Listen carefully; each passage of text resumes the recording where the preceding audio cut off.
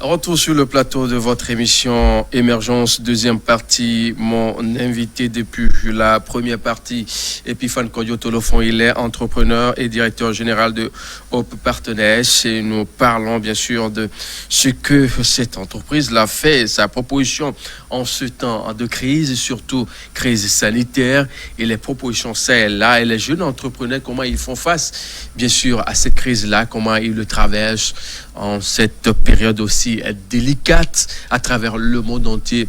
L'Afrique n'est pas épargnée, le Togo non plus. Et l'Afrique de l'Ouest également, on est en plein pied dedans.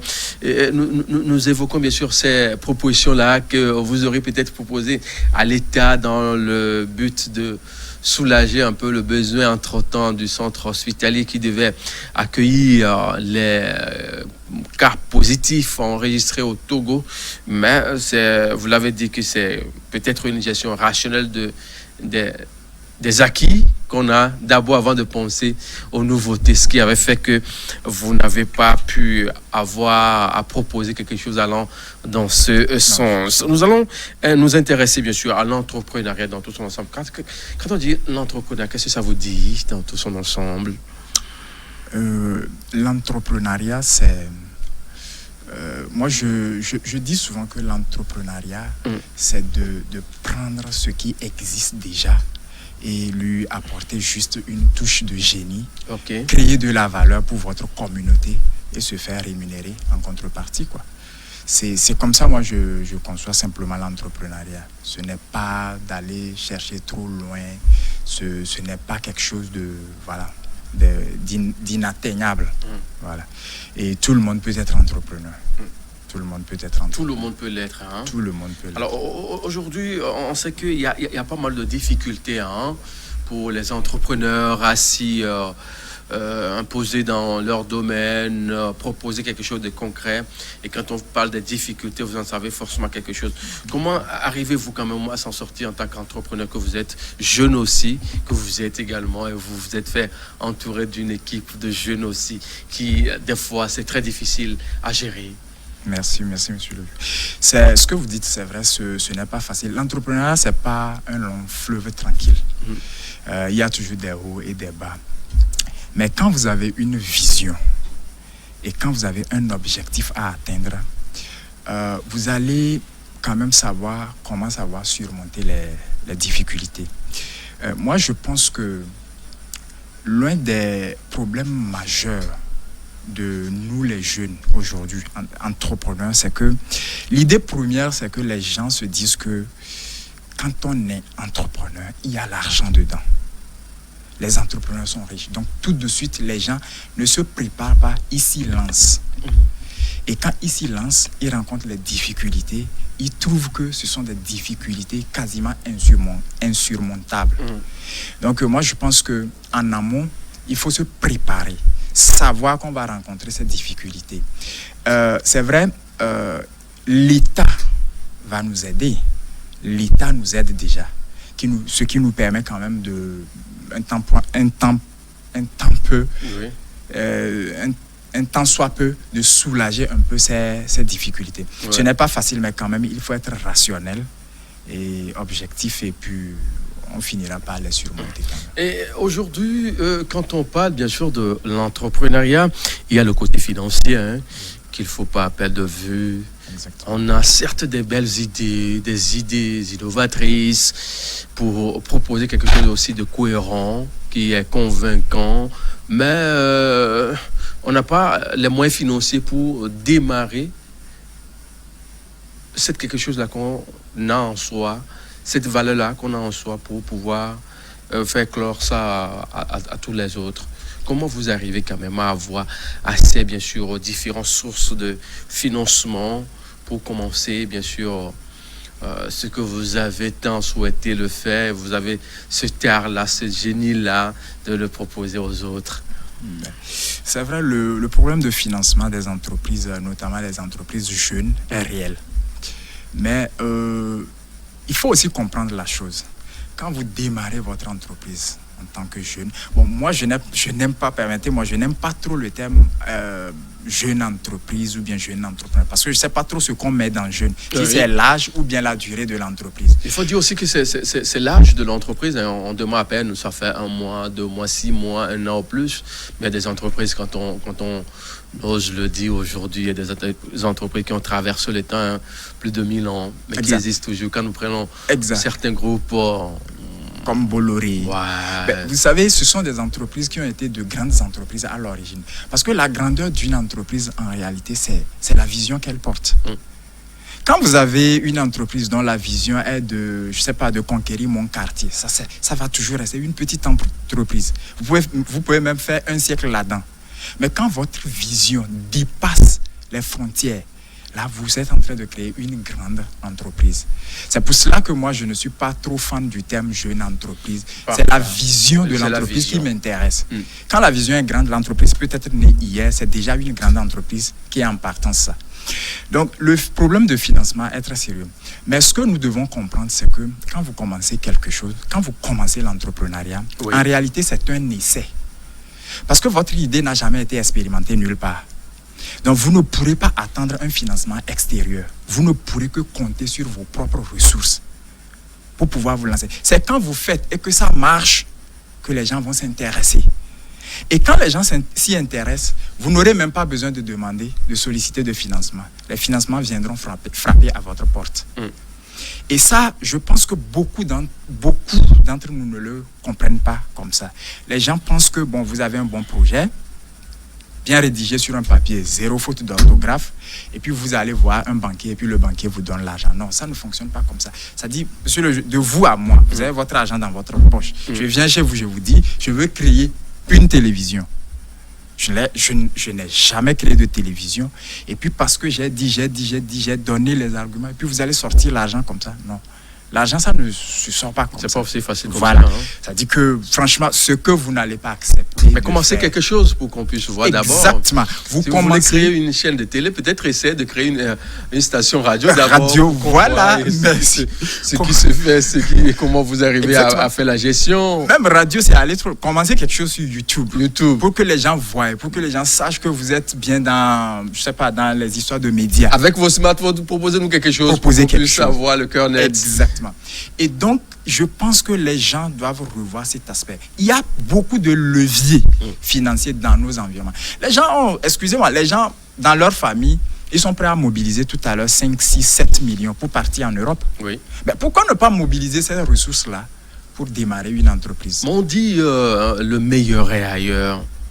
C'est ce qu'on nous fait miroiter, non? Non, ça c'est une On veut peut-être voir plutôt Epiphane, peut-être aux États-Unis, en France, au Canada, qui va rentrer des mois, des années après, avec un Français ou un Anglais plus ou moins, bon voilà, qui va appeler ses frères, petits frères, viens prendre un peu de sous. On préfère aussi ça, non? C'est ce qui se fait en Afrique très souvent. On préfère vendre un terrain de 20 millions et envoyer ses enfants ou bien partir dans des aventures pas possibles. Exactement, vous avez raison. C'est la tendance d'ailleurs même. Mais sauf que Dieu merci ou bien heureusement, il y a certains jeunes ou bien il y a une partie de la jeunesse comme la nôtre qui ne sont pas prêts pour le moment à se lancer dans ce genre d'aventure. Parce que en fait, vous savez, il y a l'être et le paraître. Parce que ce que vous dites, je pense que nos frères et sœurs qui sont dans la diaspora, qui font d'ailleurs même des actions très formidables vis-à-vis des parents restés au pays, doivent quand même dire la vérité de temps en temps aux gens pour que les gens arrêtent de rêver d'un paradis ailleurs. Vous savez, parfois, l'enfer n'est pas forcément là où on le croit être. Ah bon? Oui. Parce que parfois, on croit que nos pays, ça ne va pas. Enfin, on le vit tous les jours. Hein, si exactement, on croit ça. Son chemin qu'il faut. Vous savez, même dans le pays, je vais vous dire quelque chose. Vous savez que 5% de la population mondiale sont riches. 5%. Donc ça veut dire quoi? Quand on parle de population mondiale, ce n'est pas seulement l'Afrique. Donc ça veut dire que les 95% qui sont aux prises avec les difficultés financières, il y en a en Europe. Il y en a en Afrique. Mais pourquoi ceux-là qui sont là-bas, qui sont européens, eux aussi sont aux prises avec des difficultés financières. Ils ne sont pas forcément dans un paradis. Pourquoi?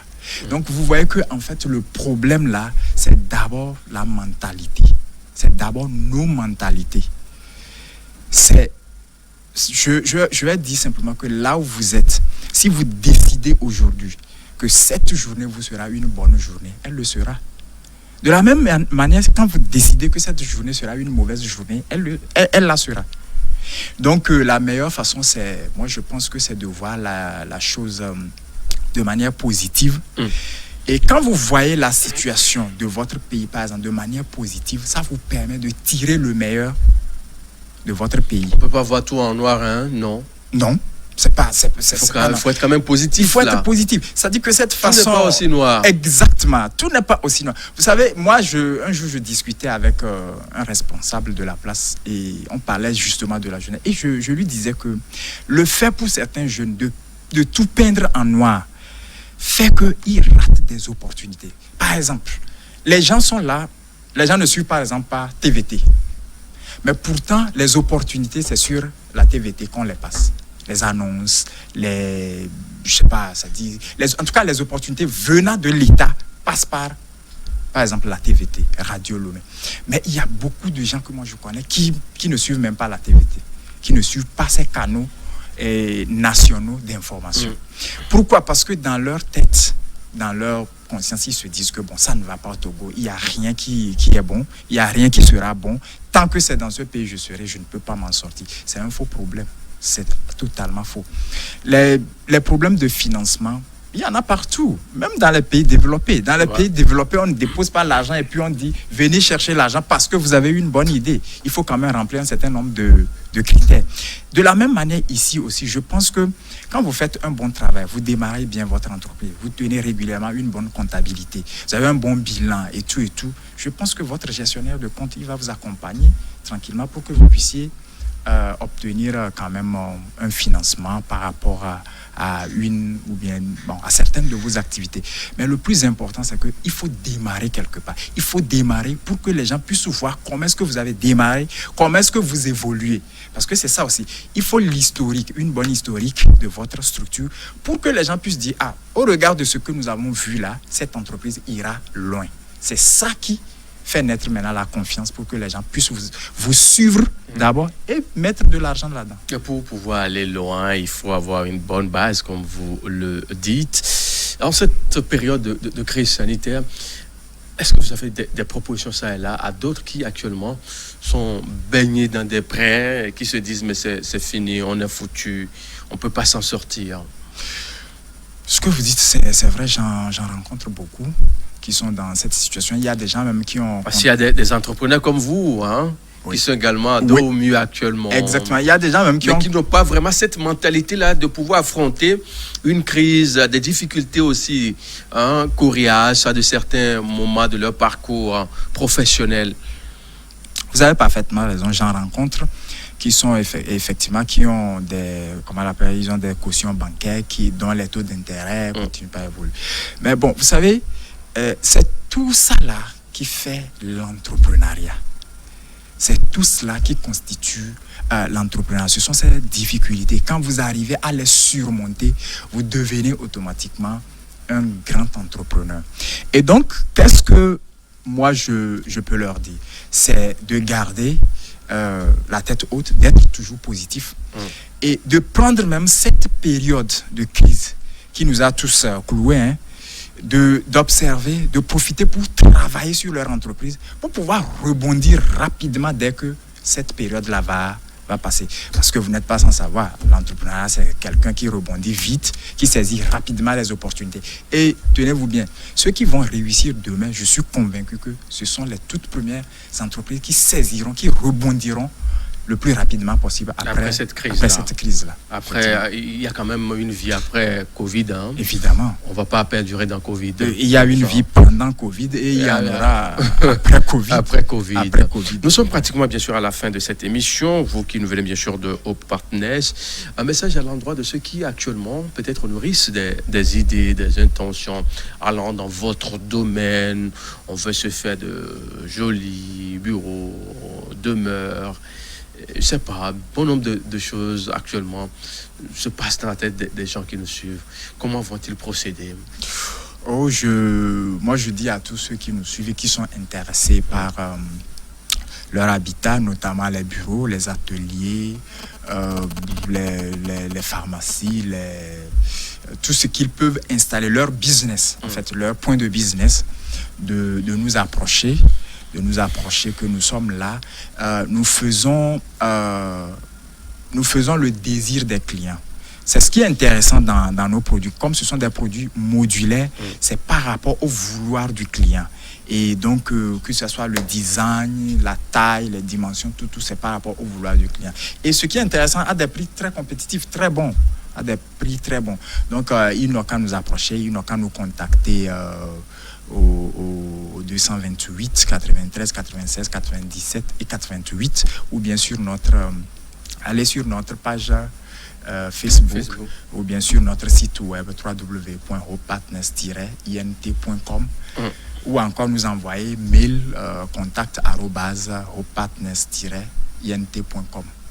Et là, ils auront toutes les informations. Il y a toute une équipe qui va les accompagner pour qu'ils puissent faire le bon choix.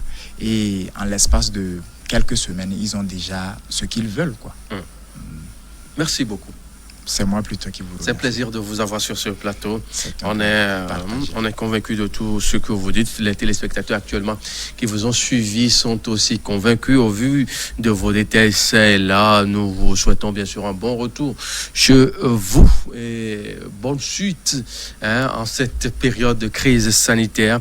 Et surtout, protégez-vous bien. J'espère que vous observez les gestes barrières. Évidemment. Il faut laver les mains plusieurs fois. Si on a porter le masque. Nous avons gardé la distanciation sur le plateau, c'est pourquoi on ne l'a pas porté. Bien sûr, il faut le notifier aux téléspectateurs et puis respecter, s'il faut tousser, tout ça là dans tout son ensemble. Il faut aussi remarquer que nous avons la chance au Togo que l'hécatombe qui a été prédit pour l'Afrique n'est pas arrivée. Donc, au Togo, là, Dieu est dans. Les gens sont aussi vis-à-vis des uns des autres polis, comme le dit quelqu'un. Tout à fait. Sur le point de la santé, d'hygiène. Messieurs, merci de nous avoir été fidèles. Nous voici à la fin de notre émission de ce jour.